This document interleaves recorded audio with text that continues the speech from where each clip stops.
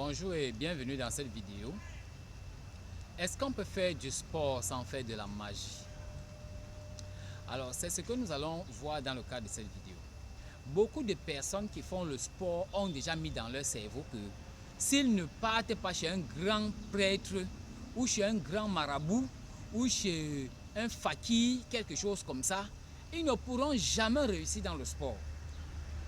Beaucoup de personnes le pensent et très tôt même d'ailleurs les encadreurs sportifs commencent à dire à quelqu'un: bon, comme tu pars en compétition là, est-ce que tu as mis quelque chose dans la poche? Est-ce que tu sais qu'il te fallait la tige du bambou de tel type de manioc, tel type de bambou, tel type de ci, cela? Et il te fallait peut-être l'escargot qu'on va faire comme ça là. Oui, vraiment c'est regrettable. Les gens, tous, il faut déjà savoir que même la vie elle-même est magique. Donc, mais nous parlons ici donc de la magie comme de l'occultisme. Le sport et l'occultisme, est-ce qu'il faut absolument que les deux marchent ensemble? Alors les amis, on va dire non. Dans le cadre de cette vidéo, nous allons donc dire comment est-ce que cela se passe. On peut réussir dans le sport sans aller chez un marabout, sans aller chez un grand magicien, un fakir, voilà, comme vous les connaissez là, ils sont toujours dans les télévisions en train d'expliquer que eux, ils appellent tout genre d'esprit et peuvent faire tout. Non, non, non, non. C'est de la grosse bêtise. D'abord, c'est des grands menteurs. Alors, on peut réussir dans le sport sans eux. C'est vrai, les gens utilisent les béquilles qu'ils donnent pour s'en sortir. Mais il y a des contreparties que beaucoup ignorent. Mais laissons les contreparties pour dire que si vous décidez que vous n'allez pas aller chez eux, vous n'irez pas chez eux et vous allez vous en sortir. La chose, c'est quoi? C'est que il faut déjà que vous ayez de la connaissance sur vous-même. Il faut que vous ayez de la connaissance. Quand, par exemple, le Seigneur, je voudrais dire le Seigneur Socrate, si vous voulez le prophète Socrate, parce que c'est un Seigneur également. Alors, quand le philosophe grec dit « connais-toi », bon, c'est pas lui qui dit, c'est-à-dire quand il répète ce qui a été écrit là. Alors, l'écriture, il dit « connais-toi toi-même et tu connaîtras les dieux ». Regardez, tu te connais déjà toi-même. Maintenant, tu connais les dieux et les univers.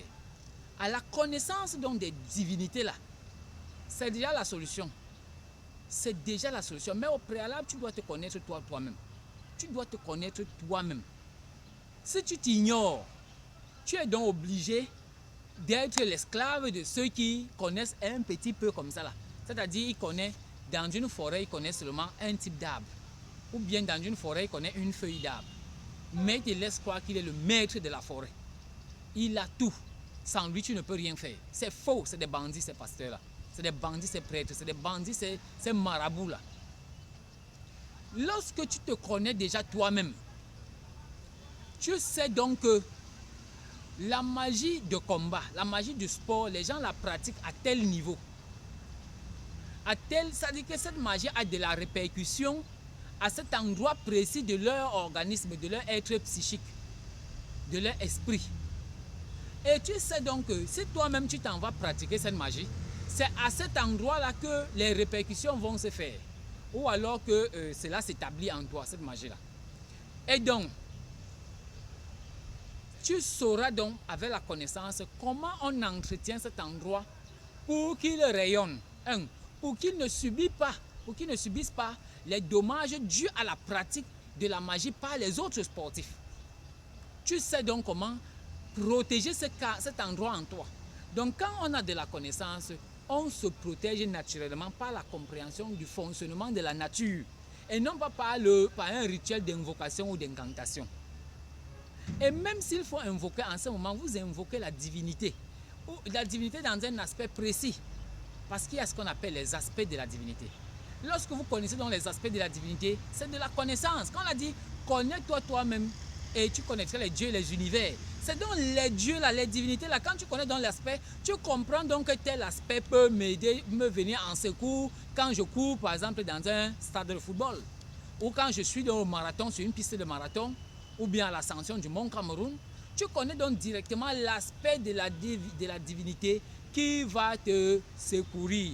Tu n'as donc pas besoin d'aller chez un guérisseur, chez un marabout, chez quelqu'un qui va te dire que voilà tel talisman, voici telle bague, il faut la porter avant de courir comme ça, personne ne va rien te faire. Tu n'as plus besoin de ça et tu ne salis pas, tu n'entiches pas ton âme. qui est un sanctuaire pour l'esprit divin. Tu ne le salis pas, au contraire même, en invoquant la divinité elle-même. Dans l'aspect approprié, tu ne fais qu'élever ta vibration et tu ne peux que réaliser des bonnes choses dans la vie. Donc ce que beaucoup de gens ne comprennent pas, c'est que on ne peut pas évoluer dans la vie en ignorant qui nous sommes, en ignorant les qualités de l'âme. Il y a tout ce que vous voulez dans l'esprit de quelqu'un. Il y a tout.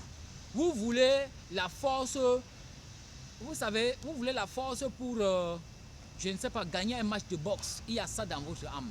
Vous voulez être très agile. Bruce Lee était agile comme ça, il pratiquait, il allait voir quel marabout. Je ne sais pas si vous connaissez le marabout chez qui Bruce Lee allait. Il n'allait chez aucun marabout parce qu'il était développé spirituellement. Il savait donc que telle force se trouve à tel endroit et il a développé cette force-là, tout simplement. C'est pas la peine d'aller. Le marabout lui-même, il a une voix claire. Le marabout là lui-même, il n'a pas les problèmes. Le marabout lui-même a les problèmes.